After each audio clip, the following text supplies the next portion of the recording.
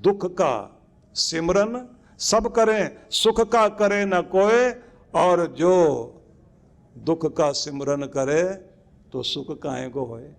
सीधी बात है, अगर दुख ही दुख याद करते रहोगे तो जिंदगी में कभी सुख नहीं आ सकता। 23 घंटों में से 1 घंटे का सिर दर्द हुआ, वो सारा 1 घंटा याद रखा, 23 घंटे का सुख भूल गए हम लोग। जब आप अपनी ज़िंदगी में सुख को सामने रख कर चलते हैं और याद करते हैं तूने ये भी दिया, ये भी दिया, ये भी दिया, ये भी दिया, तो धन्यवाद करना शुरू कर देते हैं। और जब धन्यवाद करते हैं तो चेहरे पर आती मुस्कुराहट, और उसके बाद आपको लगता है मैं तो बहुत खुश हूँ, मैं तो बहुत भाग्यशाली हूँ। तब आप अपने अंदर एक आवाज़ गुंजाते हैं, मैं भाग्यशाली, मैं प्रसन्न, मैं प्रभु की कृपा प्राप्त स्वर्णिम दिनों की ओर बढ़ रहा हूँ, मेरे लिए प्रभु कृपा कर रहे हैं, शुभ हो रहा है। धीरे धीरे वो शुभ चीज़ें आपकी तरफ आनी शुरू हो जाती हैं। ये अफर्मेशन कि मैं ऐसा हो गया हूँ, उसे महसूस करना है।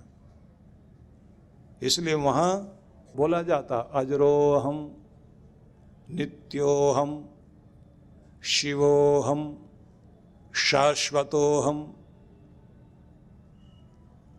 मरने वाला नहीं, शरीर बदलता हूं मैं, फिर आता हूं, मेरा आत्मा नित्य है। मैं पहले भी था, मैं आज भी हूं, आगे भी रहूंगा। शरीर बदलता रहेगा, शरीर बदल कर फिर आ जाऊंगा, फिर मिलेंगे, फिर रहेंगे इसी धरती पर, फिर विचरण करेंगे, फिर नई यात्रा पर आगे चलेंगे। लेकिन मैं अपना हाथ आज भी भगवान को पकड़ाए हुए हूँ और आगे भी अपना हाथ भगवान को पकड़ाऊंगा कि जिससे वो अपने धाम की ओर लेकर मुझे चले। नित्योहम, मैं नित्य हूँ, अनित्य नहीं। अजरोहम, न मरने वाला, मतलब आत्म तत्व मिटता नहीं। शाश्वतोहम, रहूंगा, पहले भी था, अब भी, आगे भी। और एक और शब्द शिवोहम, मैं कल्याण के लिए हूं, क्योंकि प्रभु प्यारे का पुत्र हूं, उसकी पुत्री हूं। इस दुनिया का तमाशा देखने के लिए आया हूं और अपने प्रभु की ओर, उसके धाम की ओर बढ़ रहा हूं। तो जैसे जैसे आपको स्वयं का भान होने लगता है कि ये मैं हूँ, और हम रथी होकर भी, इस रथ के मालिक होकर भी, ड्राइवर है बुद्धि और लगाम पकड़ रखी है मन की लगामें इस बुद्धि ने। लेकिन जो घोड़े दौड़ रहे हैं वो हमारी इंद्रियां हैं, उन्हें कैसे वश में रखना है, कैसे मालिक बनना है। लेकिन ये ध्यान रख लीजिए कि शरीर बदलेगा पर आपका आत्मा वही रहेगा। बचपन में भी वही था, जवानी में भी वही आत्मा है, बुढ़ापे में भी वही है, और मरने के बाद भी वही आत्मा रहेगा।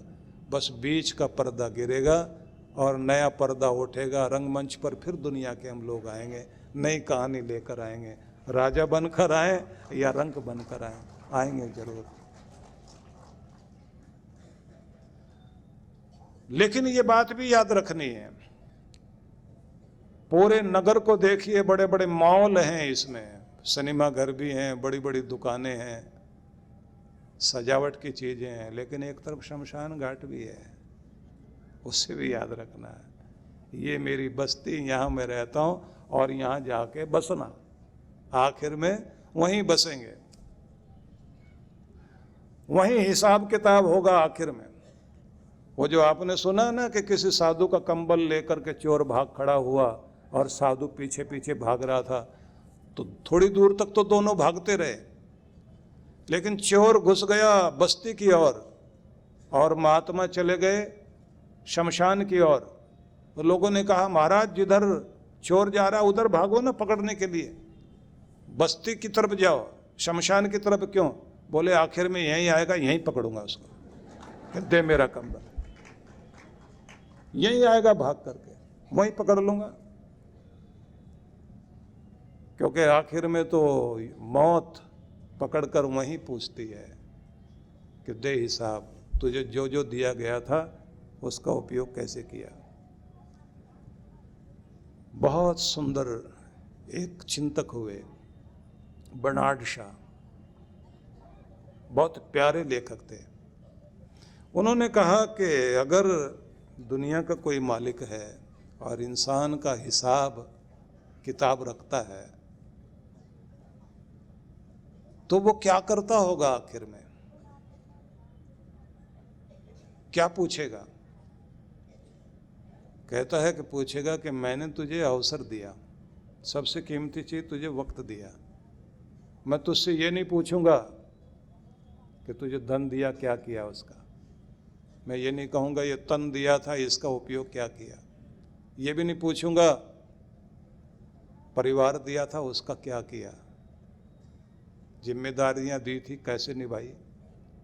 नहीं, सबसे पहले कि भगवान ये पूछेगा कि तुझे जो वक्त दिया था, इतनी उम्र दी थी, सबसे कीमती अवसर दिया था, उसका कैसे उपयोग किया, उसका हिसाब पूछेगा। एक एक सांस का हिसाब पूछेगा कि बता इसका प्रयोग कैसे किया।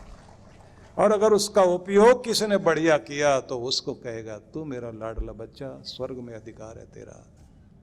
और नहीं तो उस प्रोसेस में डाल देगा जाकर जहां फिर से शुद्धिकरण होगा, अलग अलग जगह में धुलाई होगी अच्छी तरह से। और धुलने के बाद न जाने कहां कहां धुलाई करेगा भगवान, उसके तो बहुत तरीके हैं ना धुलाई करने के। आत्मा को कहां कहां घुमा करके फिर मनुष्य के शरीर में लाएगा, उसके बाद कहेगा अब धुल के ठीक आया, अब अपने ऊपर मिट्टी मत डाल लेना। और ये भी ऐसा बच्चा है ठीक ठाक होकर आया, याद भी है भगवान, और यहाँ आते ही उसके बाद फिर इधर उधर से फिर मिट्टी डालना शुरू करता अपने ऊपर, फिर गंदा कर लेता है। भगवान कहता दोबारा भेजूं वहीं। कहते हैं कि अगर ऐसी स्थिति फिर से खराब हो रही है, भगवान जीवन में एक अवसर देता है कि गुरु आ जाए और सत्संग मिल जाए।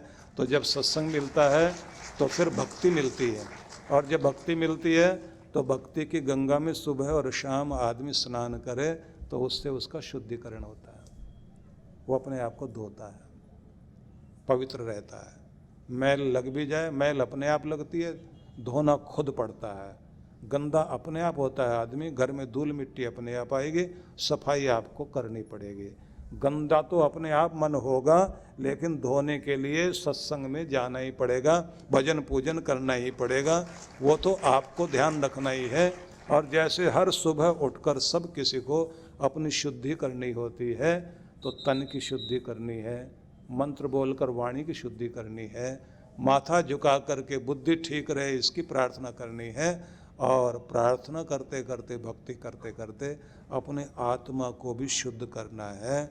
घर को शुद्ध किया, वस्त्रों को शुद्ध किया, तन को शुद्ध किया, तो जब सबको शुद्ध कर दिया तो फिर आत्मा को शुद्धि करना भी हमारा फर्ज है। इसलिए सुबह और शाम सब किसी को भक्ति करनी चाहिए।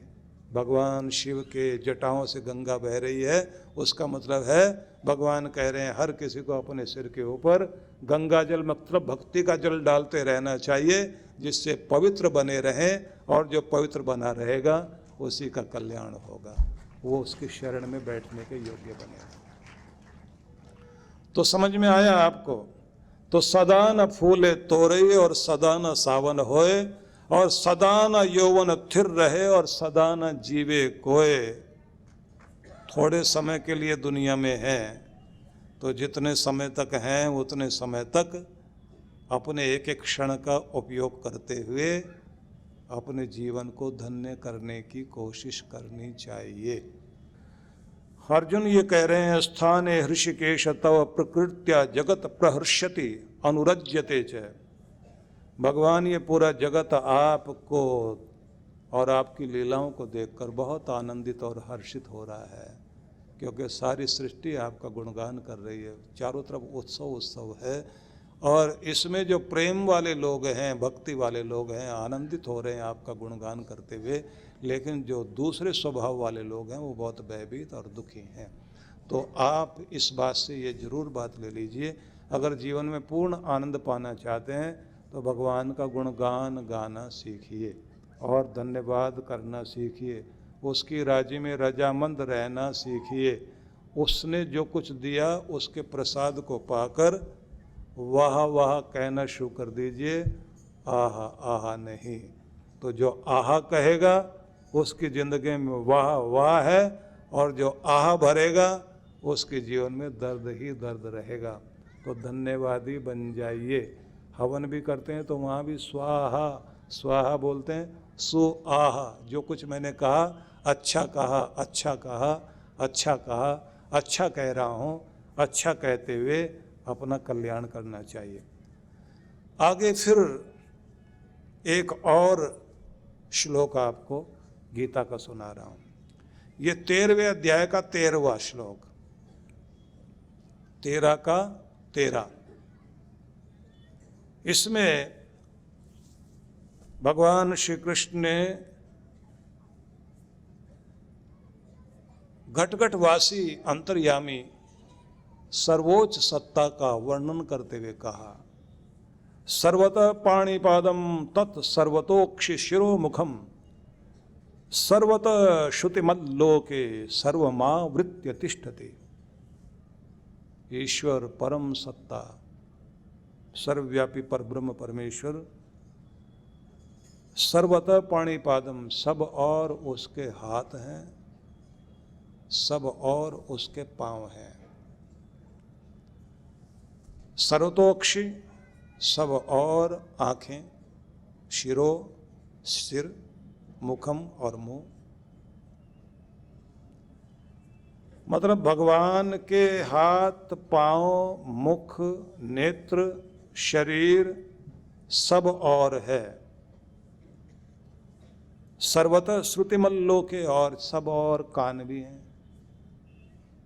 सर्वमावृत्य तिष्ठति, और सबको अपने में व्याप्त करके भगवान ठहरा हुआ है। क्या समझाना चाहते हैं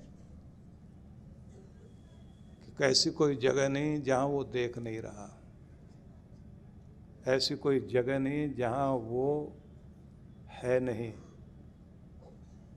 ऐसी कोई जगह नहीं जहां उसके हाथ नहीं जाते हों। हर चीज उसकी पकड़ में है। और ऐसी कोई जगह नहीं जहां उसकी बुद्धिमत्ता इस दुनिया में काम नहीं कर रही। उसकी बुद्धिमत्ता से ही तो सारा संसार चलता है, जिसमें संशोधन की गुंजाइश नहीं है, कहीं भी चेंज करने की गुंजाइश नहीं है। कि हम लोग ये कहने लग जाएं कि भगवान अगर तू आम के पेड़ पर तरबूज लगा देता तो कितना अच्छा था, और अंगूर जो है वो तरबूज जितने बना देता तो कितना बढ़िया था, थाली में रख करके चाकू से काट काट के खाते हैं। क्योंकि हम लोग तो अपनी मूर्खता लगाते हैं ना। और कहीं कहीं तो ये बोलते हैं, ये इतनी भीड़ भगवान यहीं क्यों लगाई, मुंह भी यहीं, नाक भी यहीं, आँख भी यहीं, सब चीज़ें। नाक वाक इधर करता, कान थोड़े इधर लगा देता, मुंह ऊपर की तरफ कर देता। तो जब उससे कहा कि अब जरा दूध पीजिए, तो उसने दूध को देखा, उसमें कुछ गिरा हुआ है, तो देख लिया, फिर स्मेल ली, गंध भी गलत आ रही है। समझ में आया कि अगर आंखें पीछे लगी होती, नाक साइड में होती, तो हम पहले इधर ले जाके कहते देखना जरा, फिर इधर वाले को कहते तू सूंघ के बता, फिर इधर वाले को कहते अब पियो। इतनी देर में घूम फिर के कुछ उसमें गिर जाता तो। हमारी मूर्खता बहुत ज्यादा है, हम भगवान को भी समझाने लगते हैं। तो कहा जिसने इतना कुछ बेहतरीन तरीके से बताया, अपनी बुद्धिमत्ता से सारी चीजें चल रही हैं। आप जब रात्रि में सोते हैं तो आपकी गहरी नींद के जो 3 चक्र चलते हैं, 2-2 घंटे का एक चक्र होता है।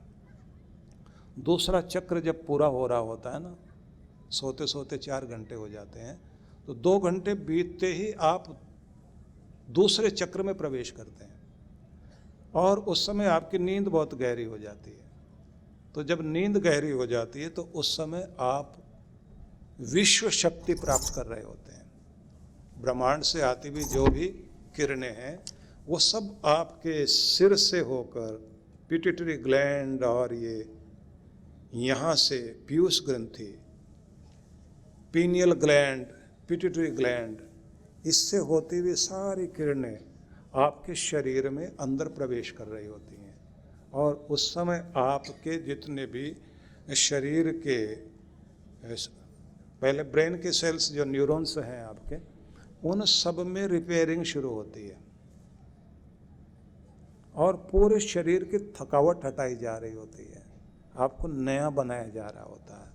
आप तो सोए पड़े हैं तो 4 घंटे में आपको बहुत गहराई में लेकर गए, फिर 2 घंटे आखिर के जो होते हैं उसमें फिर उतार शुरू होता है। तो उतरते समय आपको उस गहराई से बाहर आते समय बीच बीच में नींद खुलती है, करवट बदलते हैं तो भगवान जी बीच बीच में सपना देते हैं और वो फिलर की तरह आ जाते हैं बीच में, और वो छोटा सा स्वप्न दिखाया, उसके बाद में फिर आपको नींद गहरी कर दी, फिर सपना। तो ज़्यादातर सपने आपके जो है ना तीसरे राउंड में शुरू होते हैं, पहले राउंड में नहीं। और जिनको पहले ही सपने आने लग जाएं तो समझ लेना चाहिए कि उनको गहरी नींद की और मस्तिष्क को ज़्यादा बेहतर बनाने की ज़रूरत है। और जो लोग नींद जिनकी खराब हो जाती है उन्हें कितना भी टॉनिक पिलाते रहो और खाने की बढ़िया चीज़ें देते रहो, सेहत बिगड़ जाएगी उनकी। 10% विश्व शक्ति रात्रि में सोते समय मिलती है आपको, और वो 10% जो है आपको तरोताज़ा बना देती है, उससे आप खिले नज़र आते हैं, मुस्कुराते नज़र आते हैं, नई ताकत आपको मिलती है। ये परमात्मा की बहुत बड़ी कृपा है।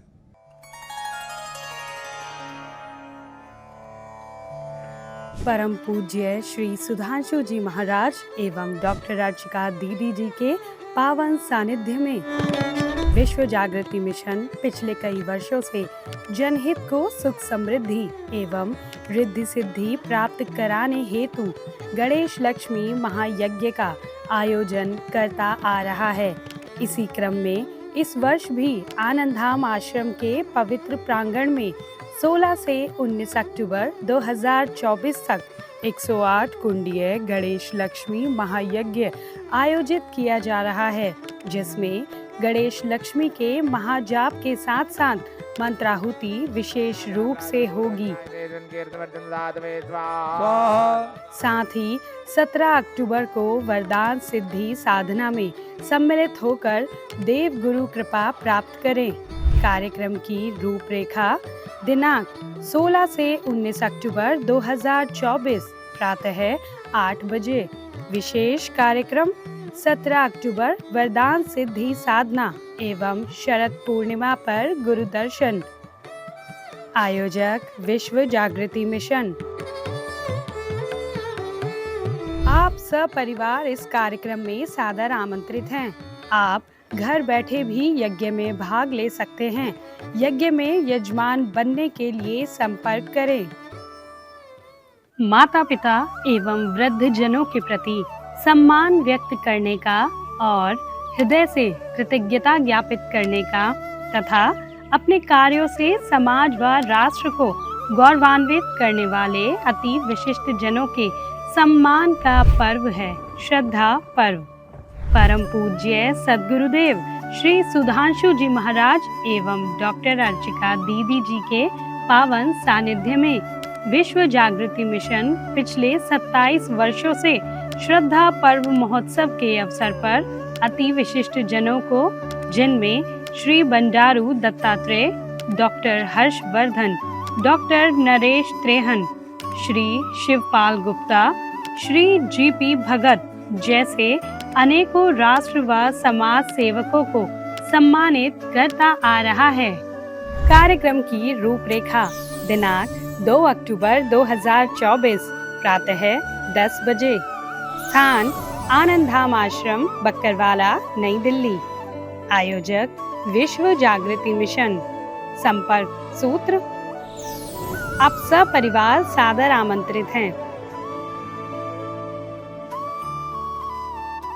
परम पूज्य सद्गुरुदेव श्री सुधांशु जी महाराज के पावन सानिध्य में विराट भक्ति सत्संग दिनांक 3 से 6 अक्टूबर 2024।